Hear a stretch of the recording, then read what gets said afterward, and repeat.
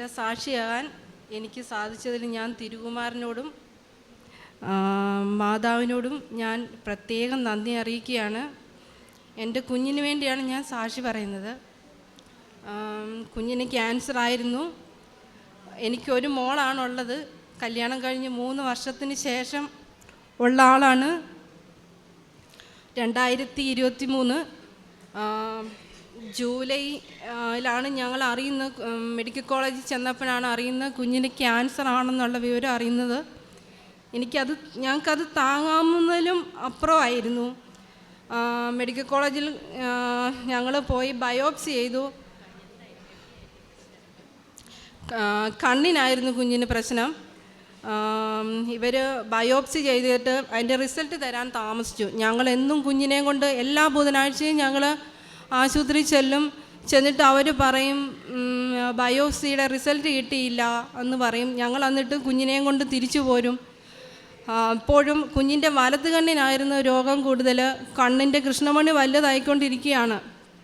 അപ്പോൾ ചേട്ടൻ്റെ ഒരു ബന്ധു ഡോക്ടറായിരുന്നു. പുള്ളിയെ കൊണ്ട് കാണിച്ചു. അപ്പോൾ പുള്ളി പറഞ്ഞു, നമുക്കിനി മെഡിക്കൽ കോളേജിൽ നിൽക്കണ്ട, നമുക്ക് നേരെ RCCക്ക് ഞാൻ എഴുതി തരാം, നിങ്ങൾ അങ്ങോട്ട് പൊക്കോളാൻ പറഞ്ഞു. ഞങ്ങൾ നേരെ RCCക്ക് പോയി. RCC ചെന്നപ്പോഴത്തേക്കിന് ഡോക്ടർമാർ പറഞ്ഞു കുഞ്ഞിന് വലിയവർക്ക് വരുന്ന ഒരു അസുഖമാണ് ലുക്കീമിയ എന്ന് പറയുന്ന അസുഖമാണ് കുഞ്ഞിനുണ്ടായിരിക്കുന്നത്. അത് 13 വയസ്സുള്ള പിള്ളേർക്കൊന്നും അത് വരുന്നതല്ല. നിങ്ങൾ എത്രയും പിടിയുന്ന ഇവിടെ അഡ്മിറ്റ് ആവാൻ പറഞ്ഞു. എനിക്കാണെങ്കിൽ എൻ്റെ കുഞ്ഞെന്ന് പറഞ്ഞു കഴിഞ്ഞാൽ എനിക്ക് അതുപോലെ ഞാൻ അവളെ സ്നേഹിച്ച്, എനിക്ക് ക്യാൻസർ എന്ന് പറഞ്ഞപ്പോഴേ എൻ്റെ ചങ്ക് തകർന്നു പോയി. ഞാൻ എന്ത് ചെയ്യണം, എൻ്റെ ഭർത്താവിന് എന്ത് ചെയ്യണമെന്ന് എന്നെ അറിയാതായിപ്പോയി. അന്നേരം ഞങ്ങൾ ജൂലൈ മാസത്തിൽ ഞങ്ങൾ അവിടെ അഡ്മിറ്റ് ആവുകയായിരുന്നു. അഡ്മിറ്റ് ആയപ്പം ഡോക്ടർ പറഞ്ഞു, നിങ്ങളിവിടെ ഒരു വർഷത്തോളം നിങ്ങളിവിടെ അഡ്മിറ്റ് ആവണമെന്ന് പറഞ്ഞു. അന്നേരം ഞങ്ങളെ എന്നെയും കുഞ്ഞിനെ അകത്തോട്ട് കയറ്റി വിട്ടു. ഭർത്താവ് വെളിയിൽ നിന്നു. ആ പോക്ക് ഒരു മാസത്തോളം ഞങ്ങൾ അവിടെ ആശുപത്രിക്കകത്തായിരുന്നു. ഭർത്താവ് വെളിയിലും. ഓരോ കുഞ്ഞുങ്ങളുടെ അവസ്ഥ കണ്ടു കഴിഞ്ഞപ്പോഴത്തേക്കിന് എൻ്റെ ഹൃദയം പൊട്ടിപ്പോന്നു. എനിക്ക് സഹിക്കാൻ പറ്റുന്നില്ല. ഞാൻ ഏത് ദൈവത്തിനെ വിളിക്കണമെന്ന് എനിക്കറിയാതായിപ്പോയി.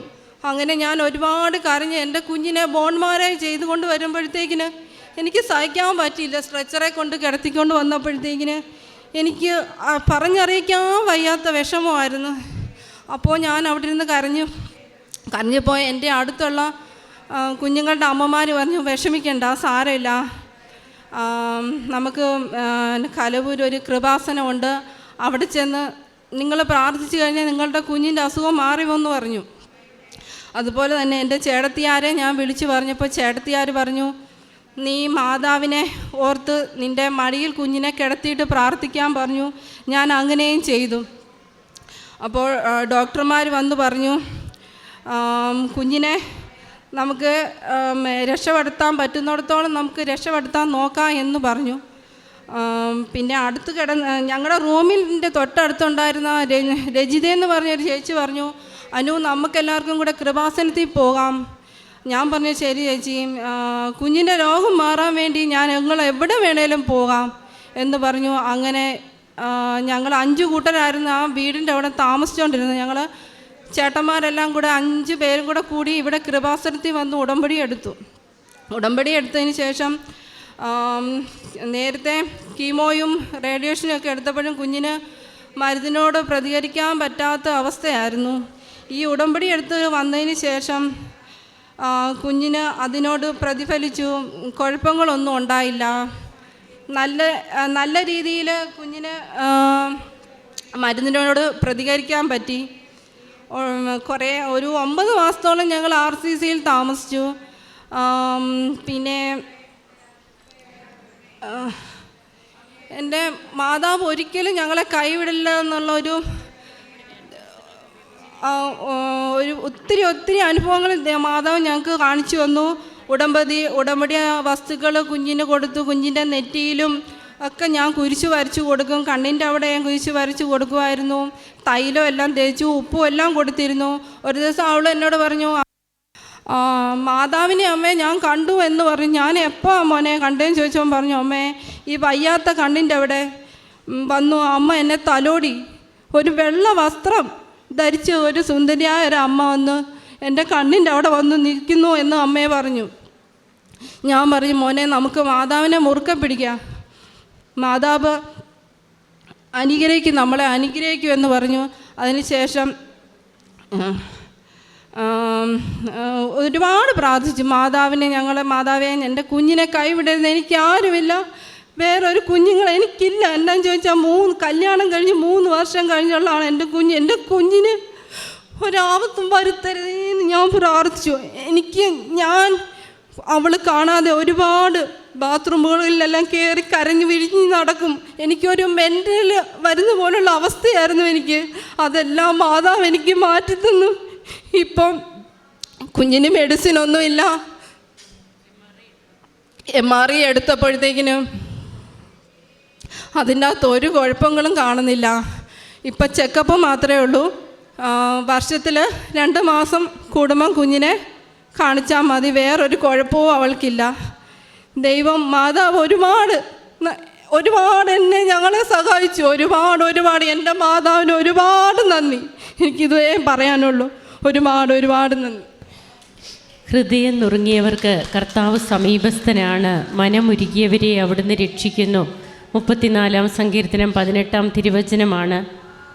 തൻ്റെ കുഞ്ഞിന് 13 വയസ്സുള്ള മകൾക്ക് വലിയവർക്ക് വരുന്ന ലുക്കേമിയ ആണ്. ഇത് സൗഖ്യപ്പെടുമോ എന്നുള്ളതൊന്നും പറയാൻ പറ്റില്ല. അങ്ങനെയൊക്കെയുള്ള കണ്ടീഷനിൽ നിന്ന് ആ മകള് പിന്നീട് എങ്ങനെയാണ്, ആദ്യമേ റേഡിയേഷനും കീമോയും ഒക്കെ എടുത്തപ്പോൾ മരുന്ന് കൊടുക്കുമ്പോൾ അതിനോടൊന്നും പ്രതികരിക്കില്ലായിരുന്നു എന്നാണ് നാം കേട്ടത്.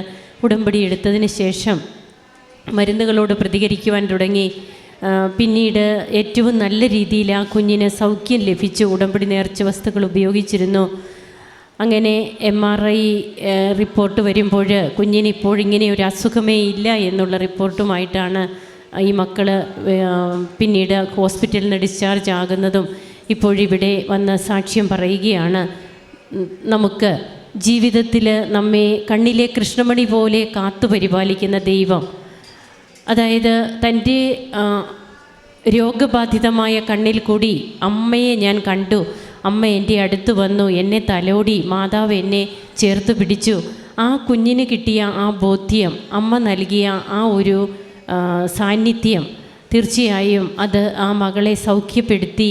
ഇന്ന് അതുകൊണ്ടാണ് ഇവർക്കിവിടെ വന്നെന്ന് സാക്ഷ്യം പറയുവാൻ സാധിക്കുന്നത്. ഹൃദയം നുറുങ്ങിയവർക്ക് സമീപസ്ഥനായ, മനമുരുകിയവരെ ചേർത്ത് പിടിക്കുന്ന പൊന്നു തമ്പുരാൻ്റെ കൈകളിൽ നമ്മുടെ ജീവിതത്തിൻ്റെ ഒത്തിരിയേറെ കരഞ്ഞ് വിഷമിക്കുന്ന സാഹചര്യത്തിൽ നാം ഇവിടെ വന്നിരിക്കുമ്പോൾ, ഇവിടെ വന്നിരിക്കുന്നവരൊക്കെ വിഷമിച്ചുകൊണ്ടിരിക്കുന്നവരാണ്. വളരെ ചുരുക്കം പേരെ പെട്ടെന്ന് വന്നു പോകുന്നവരുള്ളൂ. ബാക്കിയുള്ളവരൊക്കെ വന്ന് അമ്മയെ വിളിച്ച് ഈശോയോട് കരഞ്ഞ് പ്രാർത്ഥിക്കുന്നവരാണ്. ആ പ്രാർത്ഥനയൊന്നും നിഷ്ഫലമാകില്ല. നമ്മുടെ കൂടെ ദൈവമുണ്ട് എന്നുള്ള ആ ഒരു ബോധ്യത്തിൽ ഉടമ്പടി ഏറ്റവും നല്ല രീതിയിൽ ജീവിച്ച് നമുക്കും സാക്ഷ്യം പറയാം. കരങ്ങളടിച്ച് നമുക്ക് ഈ കുടുംബത്തെ സമർപ്പിച്ച് ദൈവത്തിന് നന്ദി പറയാം. യേശുവേ നന്ദി, യേശുവേ സ്തുതി, യേശുവേ ആരാധന.